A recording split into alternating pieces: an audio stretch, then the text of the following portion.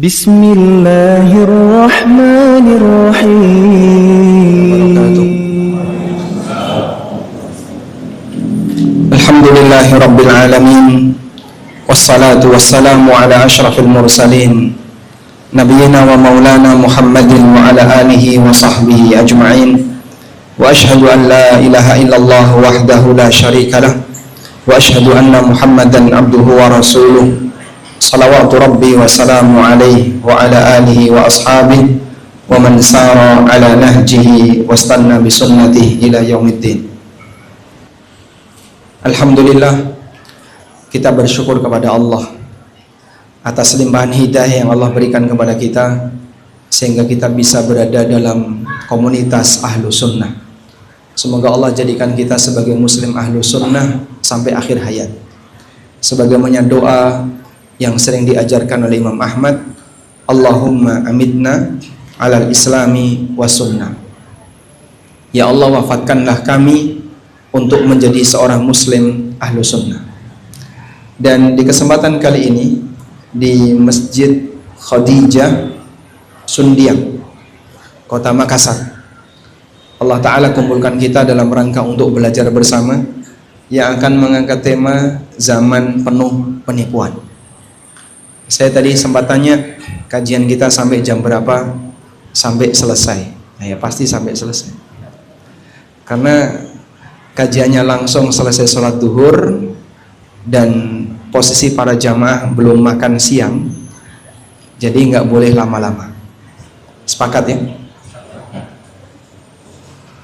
Kita akan mengangkat satu hadis yang pernah disampaikan oleh Rasulullah SAW dari sahabat Abu Hurairah radhiyallahu anhu. Hadisnya sahih secara riwayat, diriwayatkan oleh Imam Ahmad, Ibnu Majah, Al-Hakim, dan dinilai sahih oleh Syekh Albani dalam Sahihul Jami' dan juga dalam silsilah ahadits as-sahihah. Rasulullah sallallahu alaihi wasallam mengatakan, sayati 'alan nasi sanawatun khadda'atun, akan datang di tengah umat manusia tahun-tahun penuh dengan penipuan. Yusaddaqu fiha al-kadhib wa yukadzdzabu fiha as-sadiq. Orang yang suka berdusta, pendusta dianggap jujur. Wa yukadzdzabu fiha as-sadiq. Orang yang jujur dianggap pendusta. Wa yu'tamanu fiha al-kha'in. Pengkhianat diberi amanat. Wa yukhawwanu fiha al-amin. Orang yang amanat dianggap pengkhianat. Wa yantiqu fiha ar-ruwaibidah.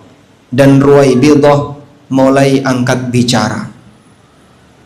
Qila, ada sahabat yang bertanya, wa mar-ruwaibidah, apa yang dimaksud dengan ruwaibidah? Qala, jawab Nabi SAW, ar-rajulu tafih fi amril ammah, orang yang hina tapi dia membicarakan masalah umat.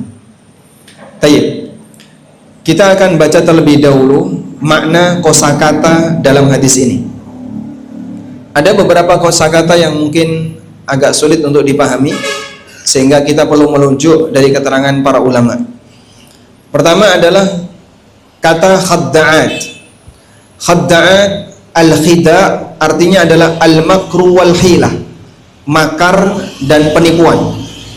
Wa idhafatul khida'i las sanawat majaziyah.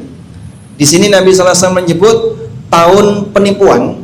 Tentu saja bukan waktunya yang menipu, namun maknanya adalah ahlus sanawat. Yang dimaksud adalah masyarakat yang hidup di zaman itu. Akan ada satu zaman penuh dengan penipuan, bukan zamannya yang menipu, bukan waktunya yang menipu, tapi maksudnya adalah masyarakat yang hidup di zaman itu. Kata Ibnu Athir, sehingga di sini sifatnya adalah majaziyan, kalimat yang maknanya majaz.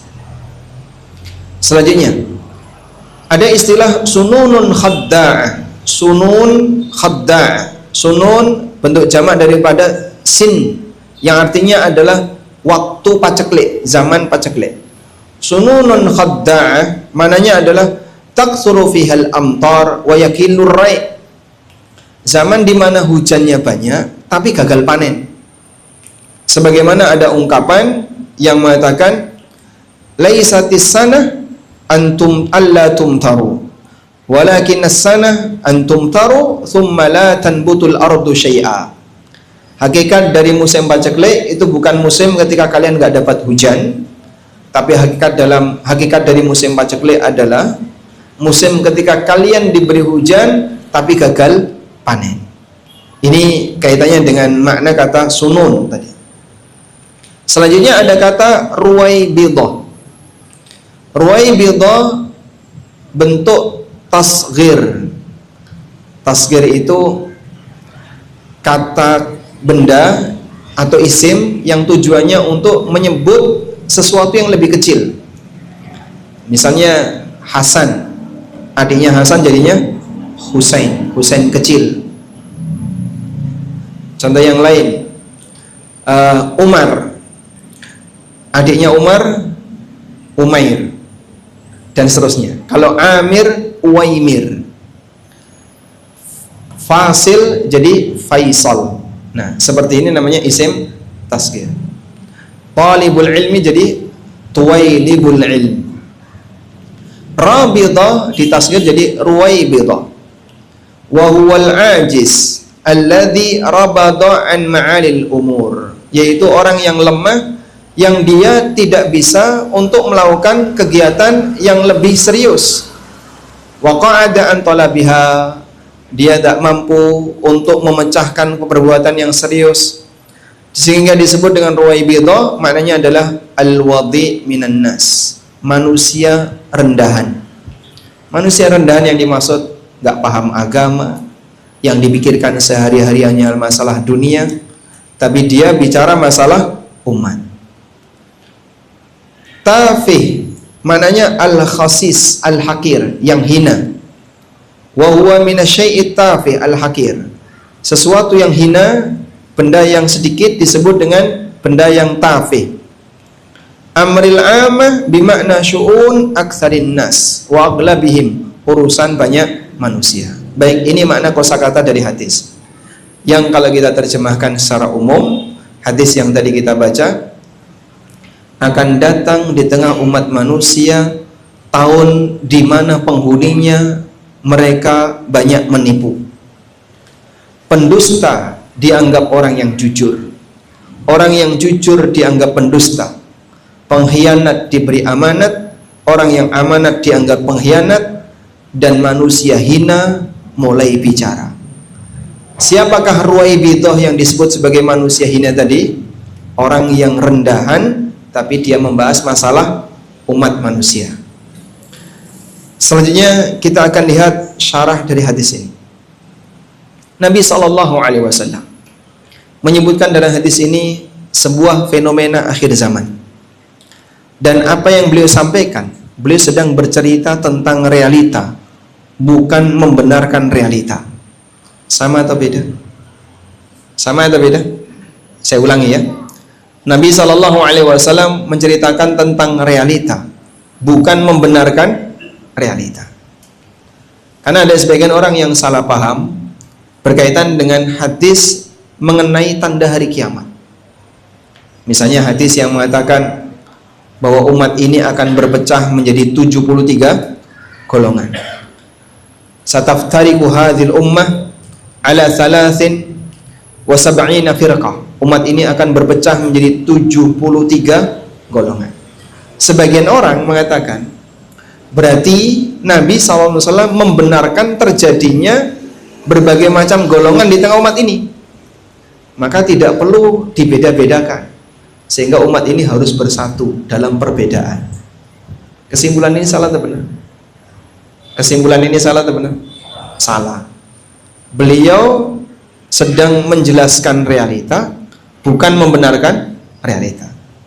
Beberapa kelompok yang mereka punya semangat menyatukan suara umat,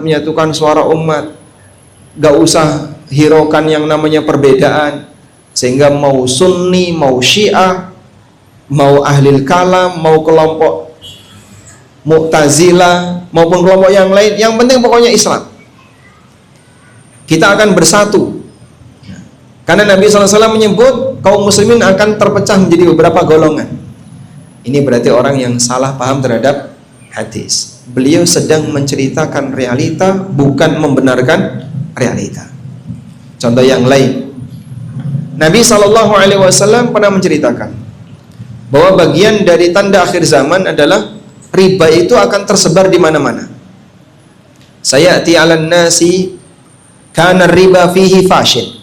Akan datang satu zaman di mana riba itu tersebar di mana-mana. Orang yang berusaha untuk menghindarinya, asabat min ghubariha, dia akan terkena debunya riba. Lalu dia berkesimpulan, percuma saja kita menghindari riba, toh kalaupun kita menghindari tetap kena debunya riba. Jadinya gimana? Ya sudah, nggak usah dihindari. Yang berusaha menghindari juga akan terkena debunya riba. Kesimpulan ini salah atau benar? Kenapa? Beliau sedang menjelaskan realita, bukan membenarkan realita.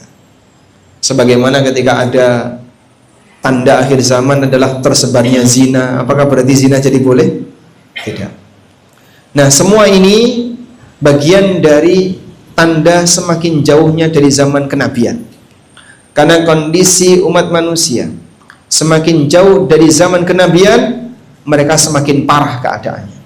Sebagaimana yang pernah dinyatakan oleh Anas bin Malik radhiyallahu anhu, di mana Nabi SAW pernah bersabda, la ya'ti 'alan nasi zamanun illa wa kana ba'dahu syarrum. Tidaklah datang satu zaman di tengah umat manusia kecuali zaman setelahnya lebih buruk daripada zaman sebelumnya. Sehingga kita sekarang berada di satu kondisi tertentu, kedepannya nanti lebih nggak karuan dibandingkan apa yang saat ini kita saksikan. Baik. Nah, dalam hadis ini Rasulullah SAW menyebutkan bagian dari tanda hari kiamat adalah munculnya tahun yang penuh dengan penipuan. Tahun penuh dengan penipuan seperti apa? As-Sakhawi rahimahullah pernah mengatakan, ay asyratu yaumil qiyamah kaunus sinin al-khadda'at wa yumkinu an takuna hiyal warid annahu yukadzabu fiha as-sadiq wa yusaddaqu fiha al-kadhib. Bagian dari tanda hari kiamat akan muncul tahun-tahun penuh dengan penipuan, dan maknanya adalah sebagaimana yang disebutkan dalam hadis, di mana orang yang jujur dianggap pendusta, manusia pendusta dianggap jujur, orang yang amanah dianggap pengkhianat, orang yang khianat diberi amanat. Kemudian kata beliau, wa huwal musyar ilaihi bikauni za'imil qaum ardaluhum wa fusakuhum. Ruwaibidah diberi mimbar, angkat bicara. Kata Sakhawi, maksud dari hadis ini adalah mengisyaratkan bahwa pemuka agama yang ada di zaman itu adalah orang hina yang gak paham Islam, sehingga dia ketika bicara ngawur, diberi mimbar, sementara dia tidak punya keahlian terhadap masalah agama. Maka yang terjadi adalah orang ini diberi amanat pada posisi dia bukan ahlinya. Sebagaimana yang pernah disabdakan Nabi SAW, idza wussidal amru ila ghairi ahlihi fantadhiris sa'ah. Apabila urusan itu diserahkan kepada orang yang bukan ahlinya, maka tunggulah kiamat. Baik. Jadi saya ulangi di sini.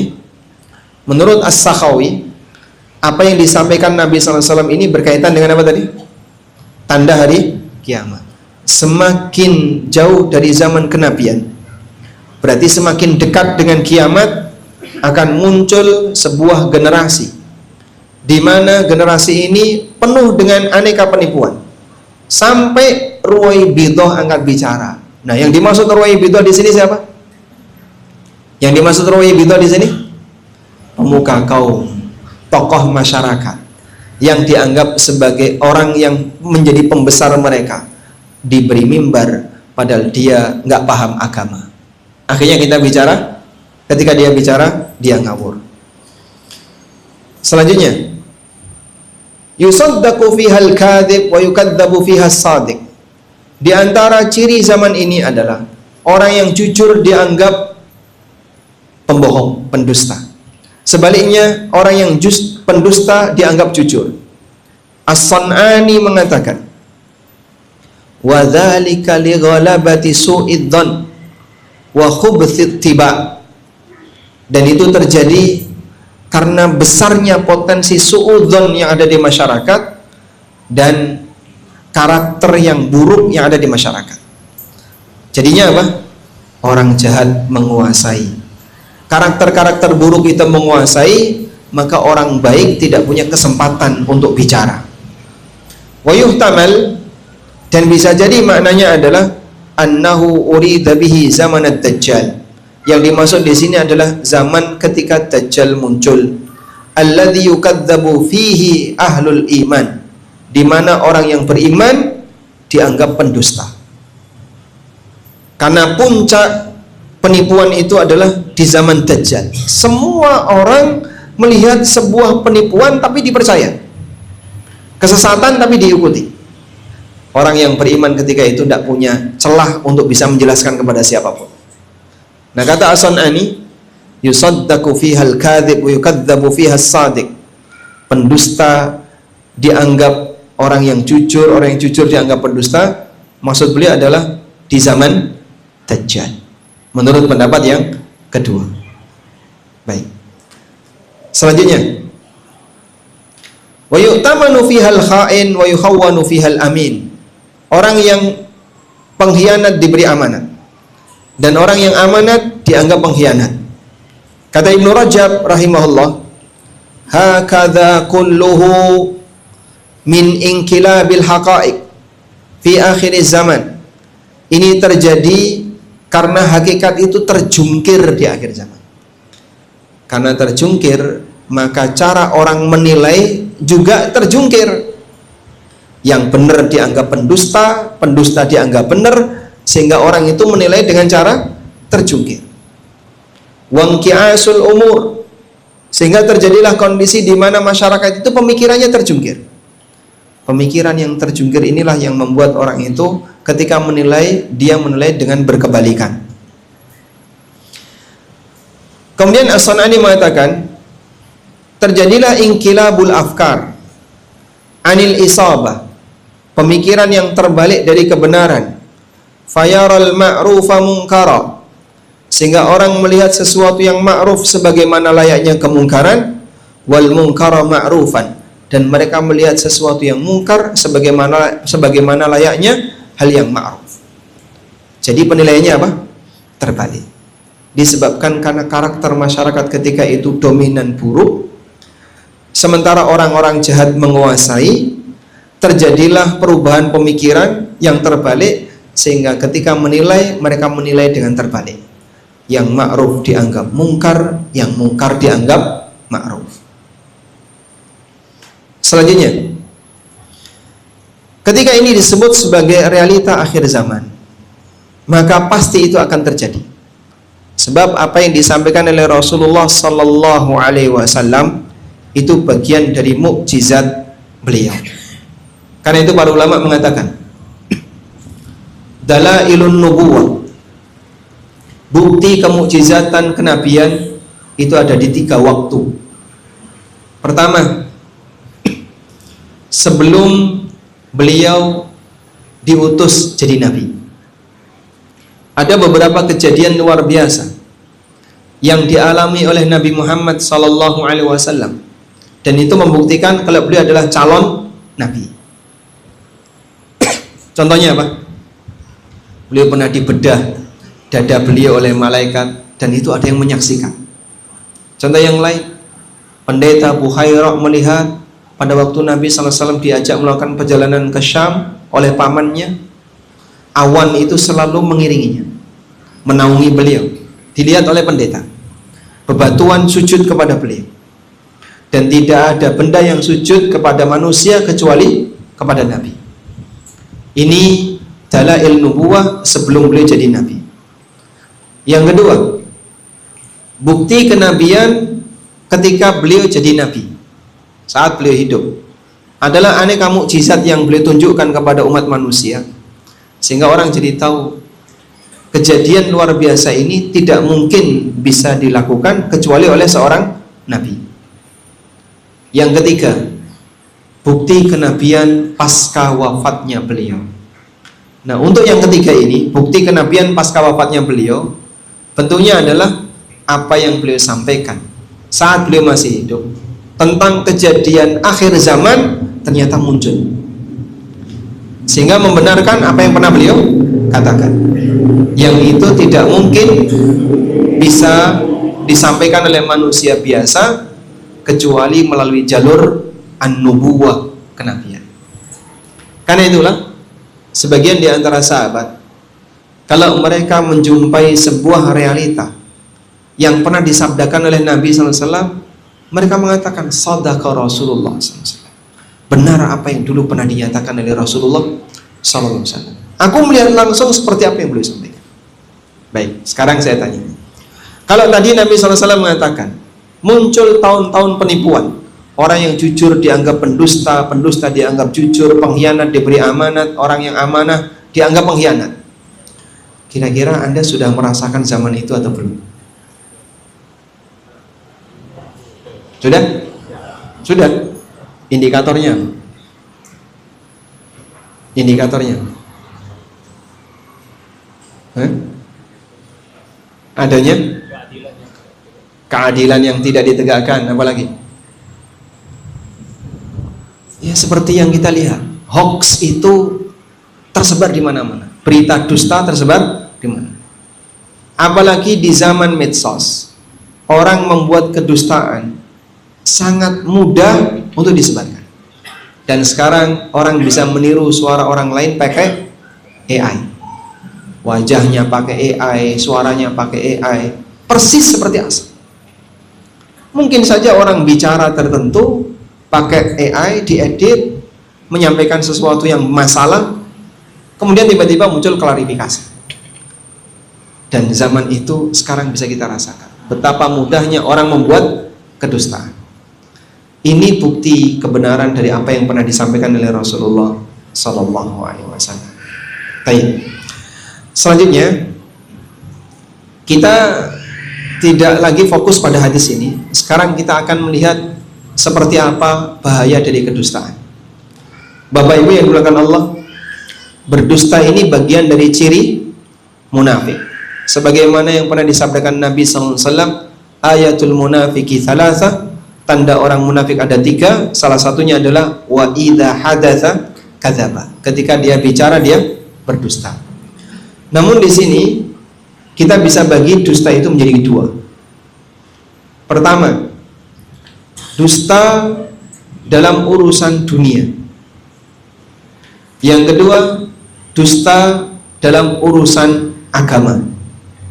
Dan mana yang lebih parah? Mana yang lebih parah? Urusan agama. Kenapa? Kenapa dusta dalam urusan agama ini lebih parah? Karena yang kedua ini mempengaruhi ideologi dan jangkauannya bisa lebih luas. Sebab kalau dusta atas nama agama, maka yang mendapatkan pengaruh mungkin tidak hanya masyarakat lokal yang bisa dijangkau mata, tapi bisa jadi sampai keluar jauh, bahkan sampai lintas negara. Dan karena itulah dusta atas nama Allah atau atas nama Nabi Sallallahu Alaihi Wasallam berada di posisi kedustaan paling atas.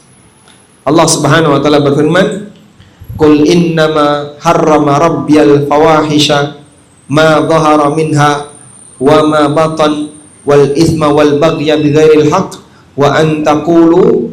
Salah satunya adalah wa an tusyriku billahi ma lam yunazzil bihi sultana wa antaqulu 'alallahi ma la ta'lamun. Sampaikan Nabi Muhammad, sesungguhnya Rabbku mengharamkan beberapa perbuatan dosa. Bagian akhir yang Allah katakan adalah wa antaqulu 'alallahi ma la ta'lamun. Kalian bicara atas nama Allah yang kalian tidak punya ilmunya. Bicara atas nama Allah tidak punya ilmunya gimana? Gak ada bukti kalau Allah pernah menyampaikan itu. Dan ini asas dari semua penyimpangan yang dialami oleh manusia. Maksudnya begini, Orang ketika berbuat sesuatu, antara yang diiringi dengan ideologi dengan yang tidak diiringi dengan ideologi, lebih kuat pengaruhnya yang mana? Yang diiringi dengan ideologi. Sebab orang akan mau melakukan segala hal sesuai dengan keyakinannya walaupun nggak masuk akal. Misalnya Pak, ada manusia yang bersedia untuk melumuri badannya dengan kotoran. Kenapa ini? Ini barokah. Ada tokoh sufi ya, yang dia melakukan ritual ibadah tertentu. Di tengah ritual itu dia nyobek perutnya. Setelah perutnya disobek, dikeluarkan kotoran yang ada di ususnya, diperebutkan oleh para pengikutnya di sekitarnya, terus diusap-usap ke badannya. Aromanya kayak apa? Nggak usah ditanya. Tapi kenapa orang mau melakukan seperti itu? Demikianlah pengaruh besar dari keyakinan. Orang akan mau melakukan apapun sesuai dengan keyakinannya walaupun gak masuk akal. Di daerah kami, Jawa Tengah dan sekitarnya, ada kebu, tahu kebu Pak? Kerbau ya. Disebut dengan kerbau bule karena warnanya bukan hitam tapi agak coklat. Kalau tanggal 1 Muharram itu diarak Pak, karnaval di jalanan. Begitu keluar kotoran, orang rebutan. Anda kalau dikasih gak bakalan mau, tapi bagi mereka ini barokah. Dari mana orang bisa melakukan seperti itu? Padahal kita kalau melihat saja jijik, apalagi sampai diusap-usapan di kepala. Karena manusia akan bersedia melakukan apapun sesuai dengan keyakinannya. Orang tawaf di Ka'bah capek gak Pak? Capek. Kenapa dia mau? Karena ada keyakinan. Apa keyakinannya? Ini bisa menambah pahala, bisa menghapus dosa. Sa'i antara Safa dan Marwah. Kenapa orang itu mau lari-lari seperti itu? Karena dia meyakini ini bisa mendatangkan pahala. Demikianlah manusia. Dia akan melakukan apapun sesuai keyakinannya walaupun gak masuk akal. Baik, maka perbuatan yang dilandasi dengan ideologi dan perbuatan yang tidak dilandasi dengan ideologi lebih kuat yang pertama. Karena itulah dusta atas nama Allah ini nanti akan menghasilkan perbuatan yang diiringi dengan ideologi. Padahal itu bohong dan itu bahaya. Maka Nabi SAW memberikan ancaman keras bagi mereka yang dusta atas nama beliau, sehingga membuat orang jadi beramal sesuatu padahal tidak pernah ada ajarannya. Nabi SAW mengatakan, al-kadhibatu alayya laisa kakadhibatin ala ahad. Berdusta atas namaku dosanya tidak sebagaimana berdusta atas nama siapapun. Man kadzaba alayya muta'ammidan falyatabawwa maq'adahu minan nar. Siapa yang berdusta dengan sengaja atas namaku, siapkan tempatnya di neraka. Kalau kita berdusta atas nama RT, kira-kira yang mendapat pengaruh buruknya siapa? Yang dapat pengaruh buruknya? Satu RT. Anda berdusta atas nama Pak Lurah, yang dapat pengaruh buruknya? Satu kelurahan. Berdusta atas nama gubernur, buat pengumuman misalnya, Pak Gubernur akan membagikan sarung gratis untuk seluruh orang di Sulsel. Yang dapat pengaruhnya? Satu provinsi. Tapi ketika Anda berdusta atas nama Allah dan atas nama Nabi, lintas negara. Sehingga sampai orang yang berada di luar negeri percaya. Ini ada sebuah hadis. Yang hadis ini mengatakan demikian. Siapa yang beramal A, beramal B, dia buat satu amalan tertentu, akan dapat ini, dapat ini, dapat ini. Diamalkan. Karena dia meyakini hadis tersebut. Disinilah pengaruh dusta atas nama agama. Ini jangkauannya lebih luas. Di samping itu lebih susah untuk dirubah. Sebab dia dalam posisi merasa kalau ini ada pahalanya. Ada satu hal yang bahaya yang Allah Subhanahu wa ta'ala sebutkan dalam Al-Quran. Bagaimana perumpamaan manusia yang beramal tapi ternyata harapannya adalah harapan kosong.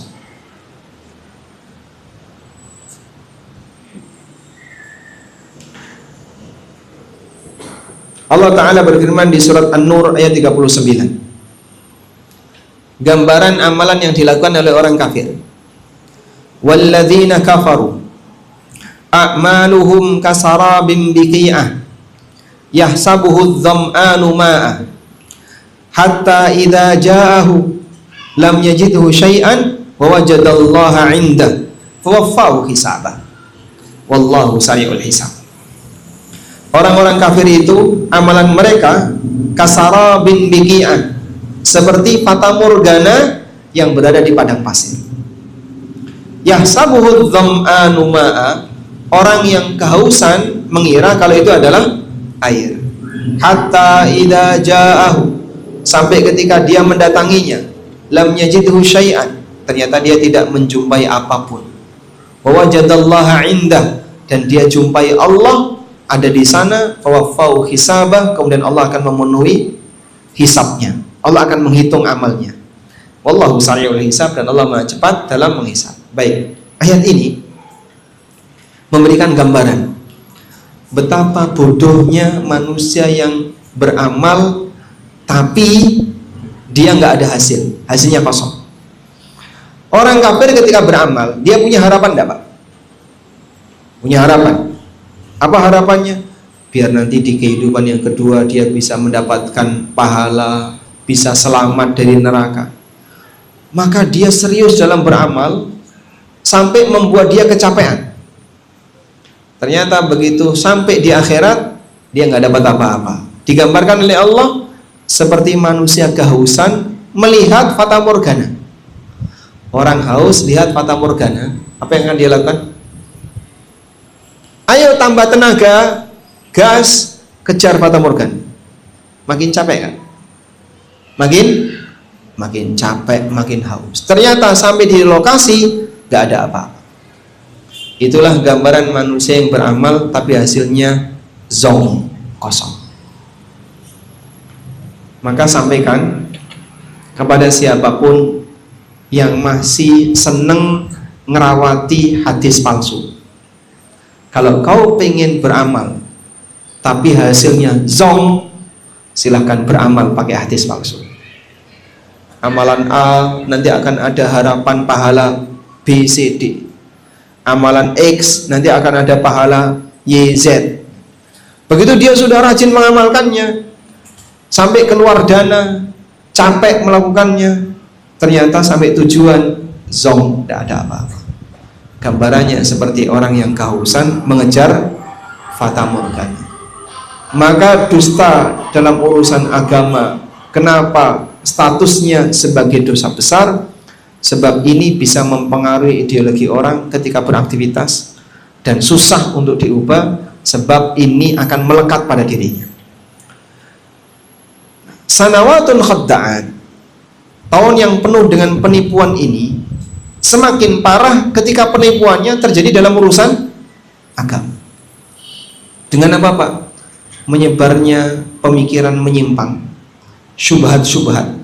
Karena syubhat ini adalah dusta tentang ideologi. Dan yang kedua adalah mudahnya orang membuat hadis palsu. Dan sekarang bisa kita saksikan ya, kadang orang bikin hadis terus dikasih dalam kurung HR Bukhari, sebar di grup WA. Padahal kalau kita cari teks Arabnya nggak ada. Kebayang nggak hadis yang nggak ada bahasa Arabnya? Riwayat siapa kira-kira? Tapi orang nggak malu, dalam kurung HR Bukhari. Orang awam baca itu kan dia nggak ngerti, mau ngecek di Sahih Bukhari bagian mana. Dia aja nggak ngerti kitab Sahih Bukhari kayak apa. Dia memang kenal nama Bukhari, tapi nggak pernah tahu kayak apa kitab Sahih Bukhari. Nggak mungkin dia ngecek. Dan itu tersebar di masyarakat tanpa batas. Maka setelah kita melihat realitas semacam ini, satu hal yang perlu kita lakukan adalah mewaspadai setiap adanya potensi kedustaan yang ada di masyarakat. Kalau Bapak Ibu mendapatkan sebuah broadcast hadis yang Anda merasa ragu, jangan disebarkan. Dalam hadis yang diriwayatkan oleh Imam Muslim dalam muqaddimah, Rasulullah SAW pernah mengatakan, man haddatsa anni bihaditsin yura annahu kadziban fahuwa ahadul kadzibain. Barang siapa yang menyampaikan hadis dariku dan dia menyangka kalau itu dusta, misalnya Anda mendapatkan sebuah hadis dhaif, Anda tahu ini dhaif atau maudhu, Anda tahu itu maudhu, tapi tetap diceritakan. Kata Nabi SAW, fahuwa ahadul kadzibain, maka dia menjadi salah satu di antara dua pendusta. Pendusta pertama yang bikin, pendusta yang kedua kita yang nyebarin. Sehingga kalau nemu seperti ini, pastikan dulu validitasnya, kebenarannya, jangan sampai gampangan untuk menyebarkan. Wallahu ta'ala alam. Baik, mungkin itu sebagai pengantar yang bisa kita sampaikan. Semoga apa yang kita bahas ini bermanfaat, dan semoga Allah Subhanahu wa ta'ala melindungi kita dari dampak buruk zaman-zaman yang penuh dengan penipuan.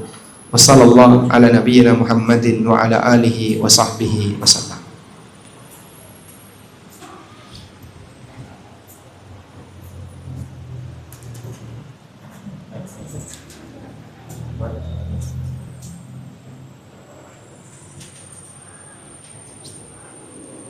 Pertanyaan titipan saya bacakan. Ada berapa mikrofon? Ada ya? Pakai mana? Ini yang Bapak.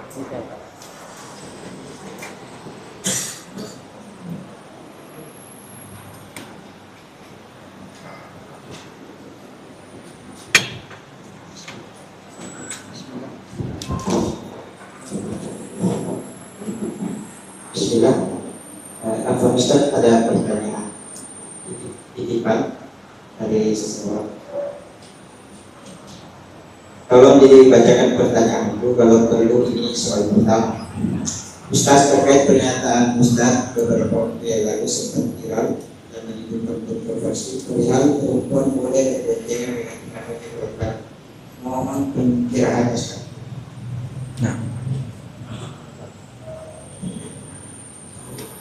alhamdulillah wassalatu wassalamu ala rasulillah wa ala alihi wa sahbihi wa mawala. Berkaitan dengan jawaban yang pernah saya sampaikan dalam salah satu potongan video, yang itu kejadiannya ada di Surabaya. Pada waktu itu kajian pagi, pesertanya cukup banyak, mungkin 2 kali lipat dari peserta di masjid ini. Dan ada ibu-ibu yang bertanya melalui kertas diberikan ke panitia, sehingga saya tidak ngerti tentang keberadaan pertanyaan itu, dan tidak ada kesengajaan bagi saya untuk memilih pertanyaan itu. Tiba-tiba panitia membacakan sebuah pertanyaan. Saya seorang ibu usianya 60-an ke atas, di mana saya tidak bisa hadir kajian kecuali harus naik ojek. Apakah boleh kalau ketika saya naik ojek dapatnya driver yang laki-laki? Dan umumnya driver ojek itu laki-laki. Lalu saya sampaikan sebagaimana jawaban yang mungkin sudah Anda dengarkan. Video itu dipotong, saya tidak tahu siapa yang motong, dan saya tidak ingin itu viral. Sempat diunggah oleh salah satu akun Facebook, kemudian langsung saya hubungi, tolong take down. Alhamdulillah sudah di take down. Cuman potongannya sudah nyebar di berbagai grup WA. Saya hanya bisa berdoa kepada Allah, mudah-mudahan hilang. Ternyata wallahu a'lam ada yang mengangkat ulang. Akhirnya beberapa asatidzah minta ke saya, kamu berikan klarifikasi.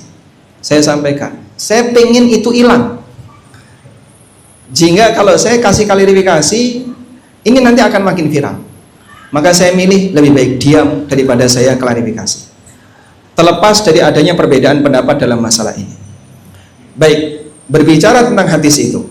Hadis sahih riwayat Bukhari tentang kejadian Asma bintu Abi Bakar radhiyallahu anhu.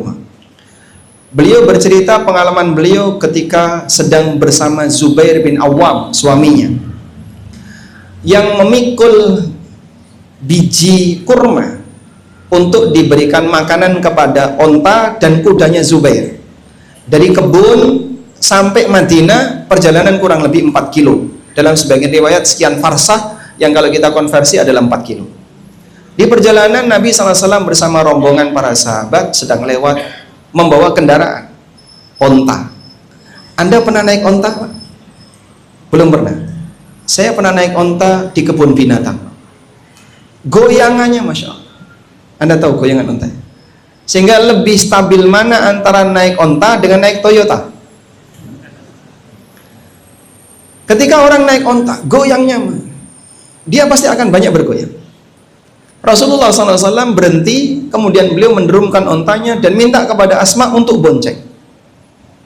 Tapi Asma teringat cemburunya Zubair bin Awwam, sehingga beliau menolak, nggak berani untuk naik. Padahal sudah ditawari oleh Rasulullah SAW. Dan ini salah satu di antara contoh bahwa terkadang Nabi SAW menyampaikan sebuah penawaran, tapi boleh ditolak karena itu sifatnya pilihan. Kalau penawaran yang nggak boleh ditolak, yang sifatnya wajib, seperti Zainab yang dinikahkan dengan Zaid bin Harithah, Zainab nggak bisa nolak. Padahal waktu itu Zainab tidak ada rasa cinta dengan Zaid. Makanya keluarga Zainab dan Zaid tidak tahan lama, sampailah terjadi perceraian. Baik. Dalam situasi itu Nabi SAW menawarkan kepada Asma untuk naik, tapi Asma menolak karena teringat cemburunya Az-Zubair ibn Awwam. Sehingga perhatikan, Asma menolak bukan karena posisi dilarang untuk berboncengan dengan lawan jenis. Siapa yang berani untuk mengoreksi keputusan Nabi SAW? Sampai kemudian Nabi SAW meninggalkan tempat karena Asma nggak mau naik.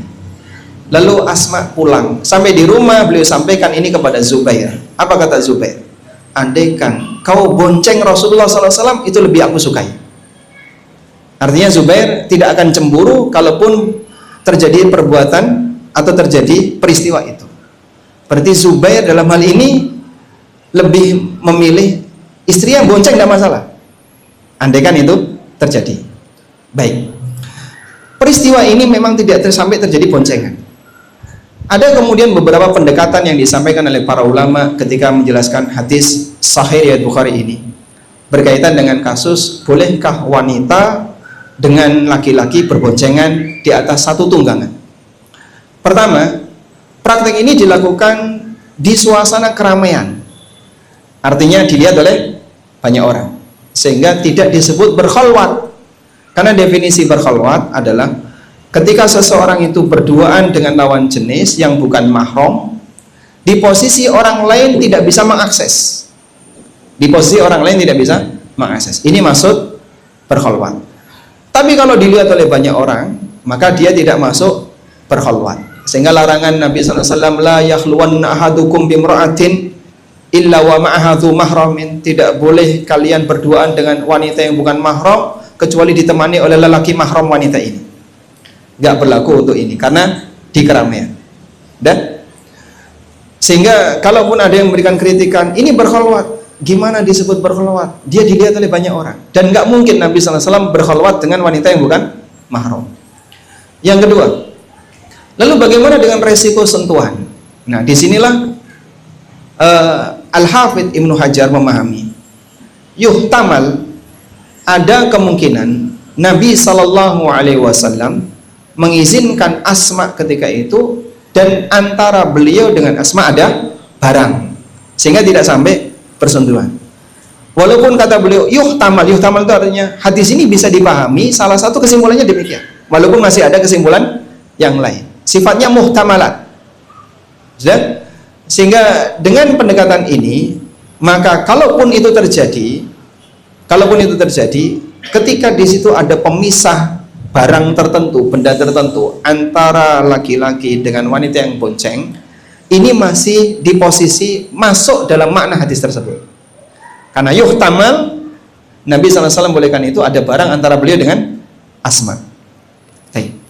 Selanjutnya, pendekatan yang disampaikan oleh An-Nawawi dalam syarah Sahih Muslim. An-Nawawi rahimahullah menyebutkan keterangan Al-Qadhi Iyad. Al-Qadhi Iyad mengatakan kejadian ini hanya khusus untuk Nabi SAW, sehingga tidak berlaku untuk yang lain. Tapi ini tidak disepakati oleh sebagian ulama, sehingga mereka mengatakan Nabi SAW tidak bermaksud itu untuk menampakkan kekhususan beliau, sehingga ini menjadi hukum bagi yang lain. Hanya saja kenapa Rasulullah SAW mengizinkan Asma ketika itu? Kata An-Nawawi, karena ada banyak orang sehingga mustahil akan muncul perbuatan yang tidak diinginkan, misalnya sentuhan dan seterusnya, sebab disaksikan oleh banyak orang. Sehingga dalam situasi yang ramai dilihat oleh banyak orang, sebatas berdekatan dengan lawan jenis, selama tidak sampai terjadi sentuhan, masih masuk dalam makna hadis tersebut. Nah, turunan dari inilah kemudian sebagian ulama ada yang memfatwakan boleh berboncengan lawan jenis, ya, selama tidak sampai terjadi sentuhan. Sampai pada titik ini kita menyampaikan ini di ranah ikhtilaf fikih, di ranah ikhtilaf ijtihadiyah. Kalaupun ada yang mengatakan itu khusus untuk Nabi SAW, sehingga kami tidak setuju kalau ini dibawa kepada makna mencakup yang lain, kita juga bisa terima. Itu pendapatnya Al-Qadiyah. Sebagaimana ada juga yang mengatakan ini berlaku umum, tidak hanya berlaku untuk Rasulullah SAW. Namun penjelasan ini bukan sama dengan menyarankan. Bedakan antara saran dengan menjelaskan yang kasus. Saya tegaskan, jawaban untuk orang yang punya kasus akan berbeda dengan ajakan untuk berkasus. Contoh, dua laki perempuan berzina menghasilkan anak. Sudah? Boleh nggak lelaki ini menikahi wanita itu setelah dia hamil? Boleh atau tidak? Jumhur ulama mengatakan boleh. Jumhur ulama mengatakan boleh. Dan di zaman Umar bin Khattab pernah terjadi. Perempuan laki-laki berzina terus dicambuk dalam posisi kan dia belum muhsan, belum menikah. Jadi gadis sama jejaka zina dicambuk. Setelah itu oleh Umar ditawarkan untuk menikah. Yang perempuan bersedia, yang laki-laki menghindar, tidak mau. Tapi keputusan beliau untuk menikahkan ini menjadi dalil bahasanya mereka yang sudah berzina, kemudian andaikan salah satu hamil lalu dinikahkan, hukumnya boleh. Dan itu pendapat jumhur. Tapi ini bukan berarti ajakan untuk berkasus. Wah, enak dong kalau kayak gitu, biar kita zina, nanti hamil kan bisa dinikahin. Salah yang kayak gini. Ini jawaban untuk yang punya kasus. Jadi kalau ada kasus seperti ini ya, lelaki wanita berzina terus hamil, kan muncul pertanyaan, boleh nggak dinikahkan Pak Ustadz biar untuk menutupi rasa malu keluarga? Kalau Anda pakai pendapat jumhur, boleh. Tapi yang belum mengalami kasus jangan ikut kasus. Paham ya? Ini jawaban untuk yang sudah punya kasus, bukan pembenaran dan ajakan orang untuk berkasus. Dipahami ya? Baik. Contoh yang lain, antum bisa lihat fatwa tentang hukum rumah KPR.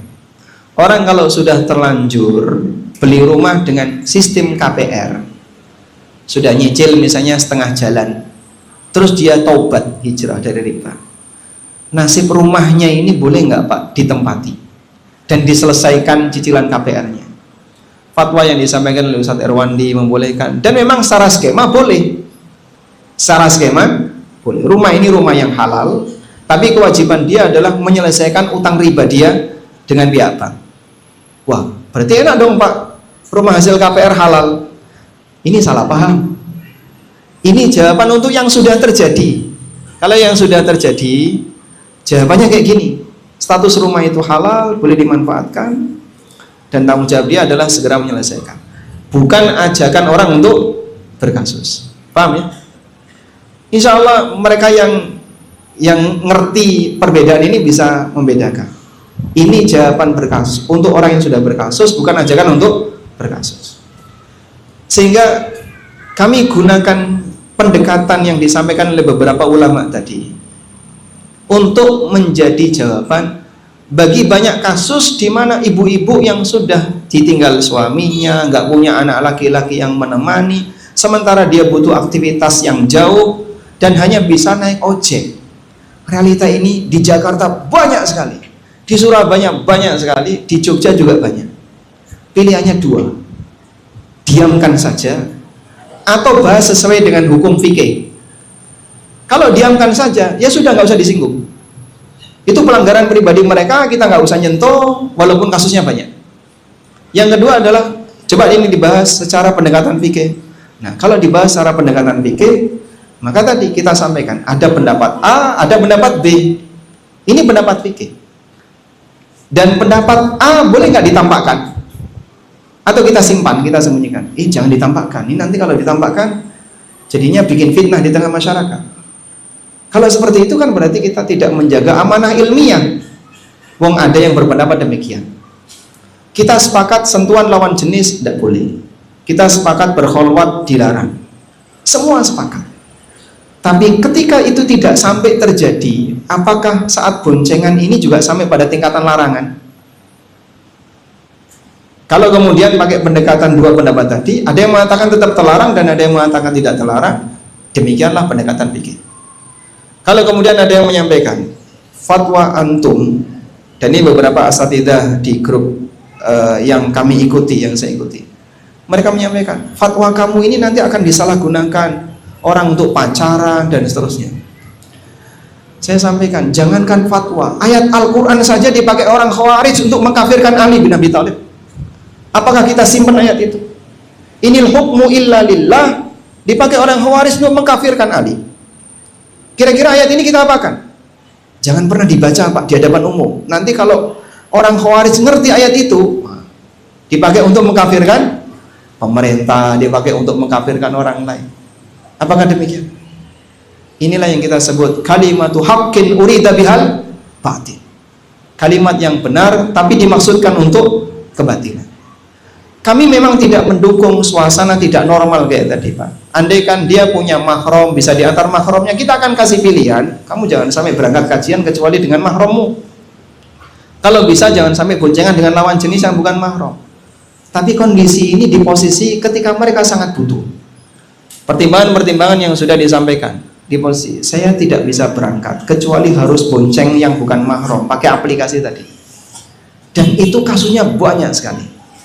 Makanya sebagai orang yang dia punya amanah ilmiah, ketika membahas sesuatu ya ditampakkan ada pendapat A, ada pendapat B. Dan di sini kalaupun Anda berada di pendapat A, menyalahkan pendapat B, boleh atau tidak? Boleh atau tidak? Boleh. Anda di pendapat B menyalahkan pendapat A, boleh nggak? Yang nggak boleh caci maki Pak. Yang nggak boleh apa? Caci maki. Maka kalau dia berada di pendapat A, saya menganggap pendapat B salah, silakan. Saya berada di pendapat B, pendapat A salah, silakan. Tapi kalau kamu caci maki, itu yang salah. Karena ini masih di ranah ijtihad. Sebagaimana masalah kunut subuh. Misalnya Anda meyakini kunut subuh itu tidak sesuai sunnah. Yang sebelah meyakini kunut subuh lebih sesuai sunnah. Karena ada ikhtilaf berkaitan dengan penilaian hadisnya. Menilai yang kunut salah, yang tidak kunut salah, silahkan. Tapi caci maki tidak boleh. Demikianlah adab dalam berbeda pendapat. Sehingga buku-buku yang memuat tentang fikih perbandingan madhab, mereka setelah menyebutkan ikhtilaf, kemudian mentarjih yang benar ini, yang lain salah, tapi tanpa caci maki, tanpa kata-kata nyinyir dan seterusnya. Itulah yang ingin kita harapkan. Sehingga kami menghargai adanya perbedaan pendapat di antara para asatidzah dalam hal ini. Tapi yang bermasalah adalah ketika sampai ada kalimat caci maki, nyinyir dan yang lainnya. Ini bermasalah. Baik, kalau Bapak bertanya secara pribadi ke saya, ya, menurut antum pribadi boleh nggak boncengan lawan jenis? Saya justru lebih condong kepada pendapat yang nggak boleh. Loh, tapi kan itu kamu sampaikan. Saya menjelaskan perbedaan, bukan pendapat pribadi.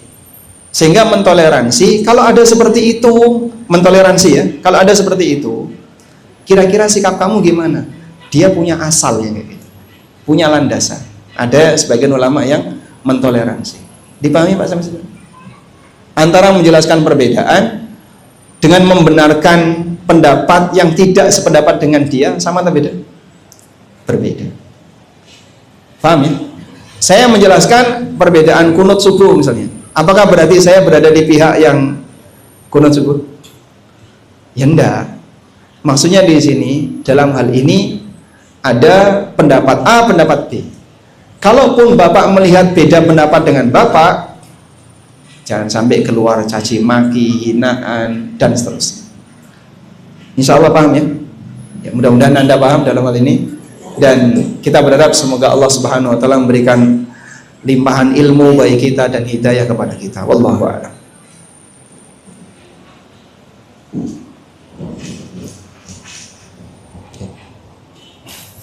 Kenapa nggak dibaca? Oh ya. Bismillah. Assalamualaikum Ustaz. Waalaikumsalam warahmatullahi wabarakatuh. Dari Islam Jamaah. Masalah Ustaz banyak keluarga hijrah dan protes Ustaz dengan para Ustaz.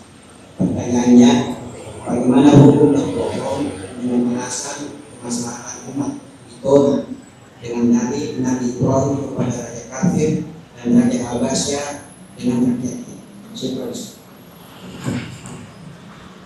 Mungkin tidak semuanya paham tentang istilah yang dipakai di Islam Jamaah ya. Sehingga kalau ada istilah bitonah, kemudian ada istilah budi luhur, luhur budi, nggak semuanya paham. Jadi Islam Jamaah ini punya prinsip taqiyah. Dalam prinsip taqiyah ini dia menampakkan hal yang berbeda dengan apa yang dia yakini sejatinya. Saat mereka dikonfirmasi, apakah betul kamu itu mengkafirkan orang lain? Dia bilang tidak.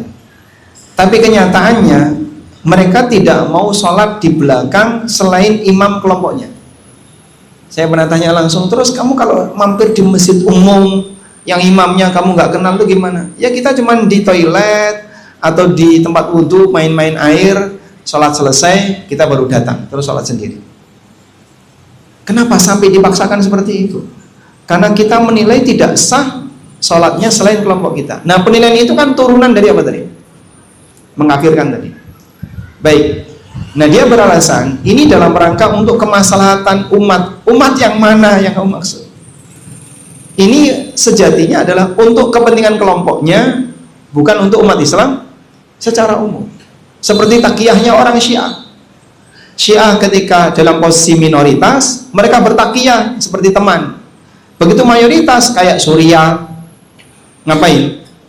Bantai masyarakatnya. Ketika mereka kuat punya senjata, akhirnya yang terjadi adalah seperti nasibnya Suriah. Masyarakatnya dibantai, sehingga banyak sekali yang jadi korban di kalangan kaum muslimin. Takiyahnya digunakan saat minoritas, gagai digunakan ketika mereka mayoritas. Jajah digunakan ketika mereka mayoritas. Dan kenyataannya seperti itu.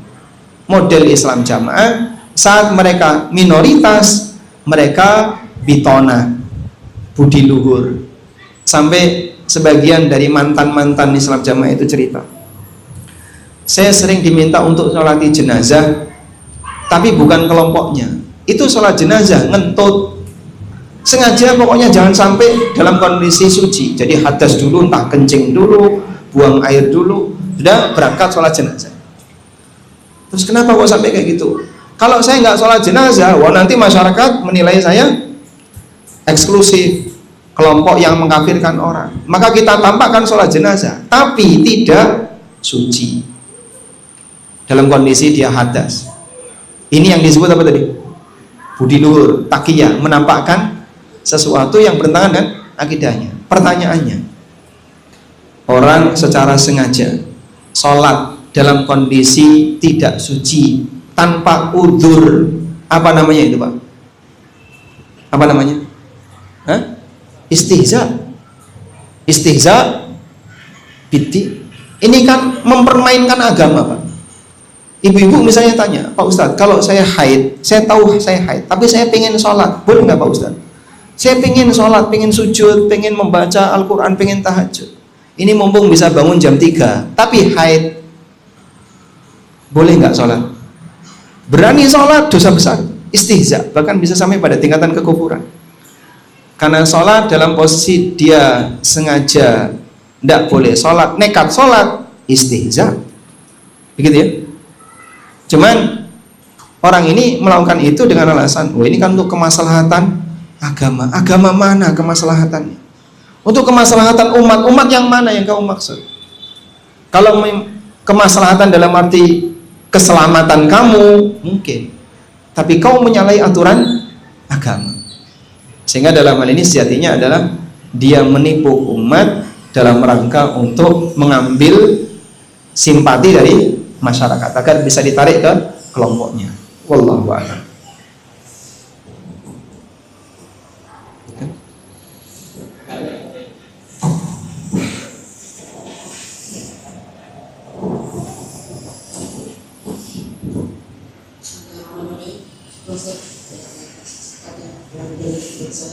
Saya ingin bertanya, seorang petani ubi jala, yang mana dia hasil panennya itu dia dapati ketika ubinya selama 3 bulan usianya. Tapi ketika masih usia 2 bulan, dia sudah jual kepada pengguna, kepada pembeli.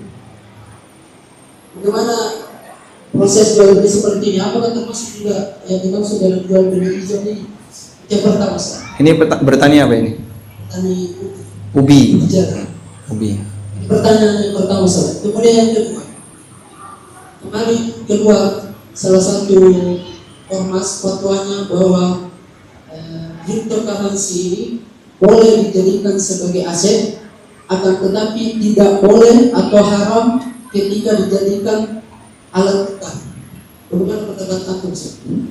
Nah, Masya Allah. Taib.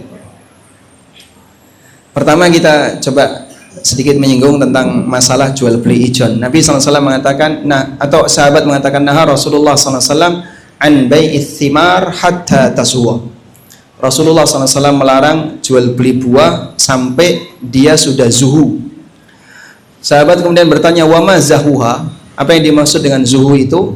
Kemudian beliau mengatakan, hatta ihmarrat awis farrat, sampai buah itu memerah atau menguning. Dan apa yang beliau sampaikan ini konteksnya adalah kurma. Kurma itu asalnya warnanya apa? Warnanya apa kurma asalnya? Hijau. Hijau lama-lama nanti akan menguning atau memerah.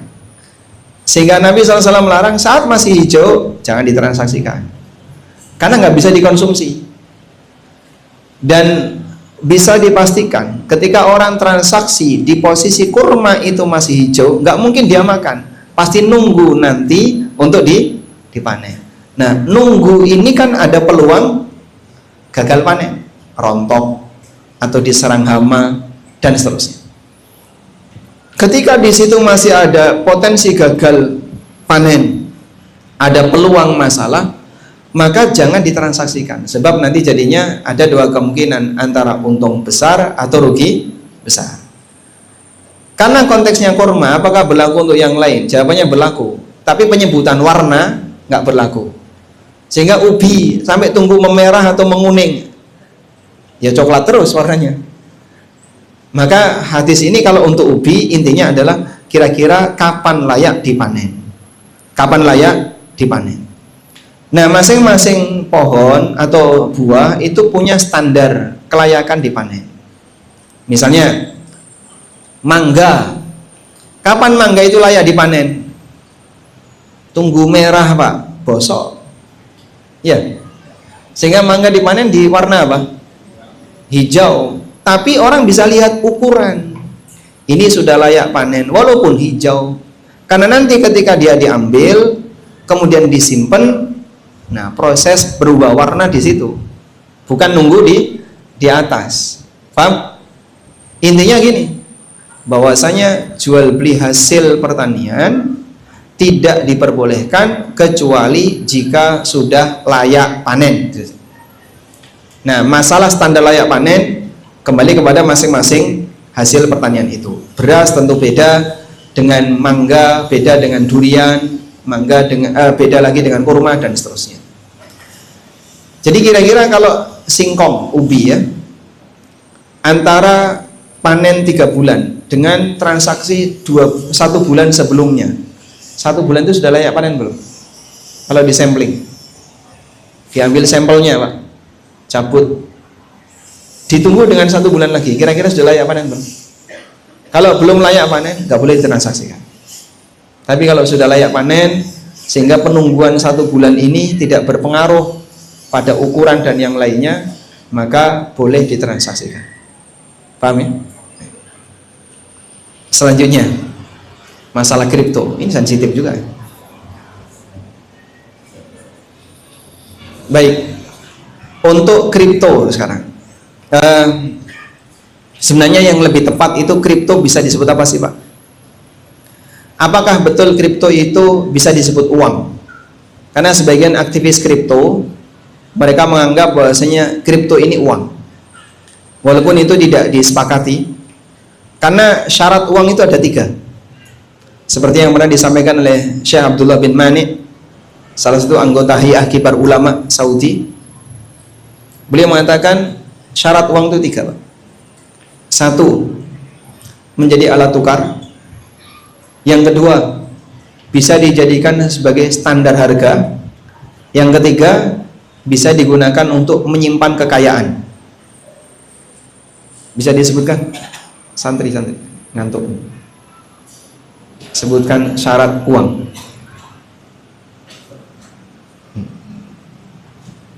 Tadi mimpi apa tadi?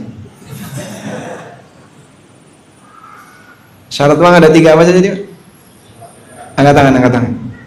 Nah, bisa dipakai alat tukar, untuk acuan harga, untuk bisa digunakan untuk menyimpan kekayaan. Baik, dari 3 ini kripto itu gagal di bagian mana? Ya? Apa? Penentu harga. Kripto itu tidak bisa jadi penentu harga. Kenapa Pak? Volatilitasnya yang demikian tinggi. Anda lihat grafiknya. Pakai contoh saja, kripto yang paling stabil harganya itu Bitcoin. Anda bisa cek Bitcoin to IDR, BTC, 1 BTC to IDR. Begitu. Ini yang kayak gini ini gimana? Selisih menit gitu ya. Selisih menit, selisihnya bisa ratusan juta. Sehingga sekarang jam 2 kurang seperempat. Ini jam 13.44. Nah, 10 menit yang lalu harga Bitcoin anggaplah 950 juta. Sekarang harga Bitcoin 1 miliar 50 juta. Selisih 15 menit. Berapa tadi selisihnya? 100 juta. 15 menit bisa selisih 100 juta. Jadi kalau ada benda misalnya, saya mau jual barang ini, harganya berapa? 1 Bitcoin. Ya? Anda datang setengah jam lagi, oh sekarang udah berubah mas, harganya 1,2 Bitcoin. Besok Anda datang lagi, oh sekarang harganya berubah 0,9 Bitcoin. Karena begini uangnya. Bisa nggak kayak gitu Pak? Apa-apaan nih? Maka Bitcoin tidak bisa jadi alat tukar atau dia bisa jadi uang karena dia tidak bisa digunakan untuk standar harga. Paham ya? Baik. Kan beda dengan rupiah Pak ya. Air mineral ini berapa harganya Pak? 3.000 ada? 5.000. 2 hari yang lalu berapa harganya? Hah? Sepekan yang lalu? Itulah bukti bahwasanya mata uang kita stabil. Gorengan itu berapa? Kalau 10. Satu berapa? Hah? 5.004. 5.000 dapat 4. Sebulan yang lalu? Sama. Kan enggak ada ceritanya sebulan yang lalu 5.005 Pak. Sekarang 5.004. Sepekan lagi 5.003. Enggak ada. Bukti bahwasanya mata uang kita itu stabil. Sehingga saat kita pakai transaksi antara hari ini, kemarin, dan besok, sepekan yang lalu, sebulan yang akan datang, kurang lebih sama. Disinilah kita bisa memahami bahwasanya mata uang yang sejatinya yang kayak gini. Nah, selanjutnya pertanyaannya, kalau Bitcoin dengan volatilitas yang demikian tidak karuan itu, bisa nggak kita anggap sebagai aset digital untuk investasi? Memang kami menghargai adanya perbedaan pendapat di kalangan para ulama. Dr. Sa'ad Al-Khathlan sendiri menilai hukumnya boleh, dan beliau anggap Bitcoin itu seperti saham, walaupun ini tidak disepakati oleh ulama yang lain. Dan sampai saat ini belum ada lembaga fikih internasional yang mengeluarkan fatwa. Padahal isu ini sudah sejak tahun 2010-an, 2010-an ya. Saya nulis Bitcoin pertama itu 2012. Itu artikel saya pertama tentang Bitcoin. Sampai sekarang berarti sudah 15 tahunan. Tapi belum ada fatwa dari lembaga fikih internasional, yang lembaga ya, seperti Majma' Fikih Islami, baik di bawah OKI maupun di bawah Robito, yang menyimpulkan tentang hukum Bitcoin. Adanya fatwa pribadi-pribadi. Kalau masyayikh pribadi memberikan fatwa banyak. Dan wallahu alam, saya lebih cenderung mengatakan bahwasanya investasi Bitcoin ini nggak jauh beda sebagaimana praktek goror yang besar. Bahkan ada yang menyebut mirip judi. Orang naruh duit, misalnya dia invest 1 miliar, ditunggu 5 jam lagi dapat jadi 1 miliar 50 juta. Ditunggu lagi, oh sekarang jadi 950 juta, rugi 50 juta. Hanya karena fluktuasi yang nggak jelas. Sehingga sebenarnya yang diharapkan oleh orang ketika investasi Bitcoin itu, Bitcoinnya atau rupiahnya? Bitcoinnya atau rupiahnya? Rupiahnya. Rupiah dikonversi ke Bitcoin, terus nanti nggak jelas, terus dikonversi lagi ke rupiah. Jadi kan seperti saya tanam uang, terus nanti akan saya ambil lagi, bisa untung, bisa buntung, begitu. Dengan keadaan fluktuasi yang nggak tahu, kadang naik, kadang turun, selisihnya sangat pendek waktunya. Maka dia akan pantengin terus, oh ini, pas bagus ini, pas naik, jual, dapat untung. Pas turun, beli, dia bisa dapat murah. Maka mirip seperti judi. Sehingga secara pribadi saya mengatakan jangan pernah investasi di Bitcoin. Wallahu a'lam.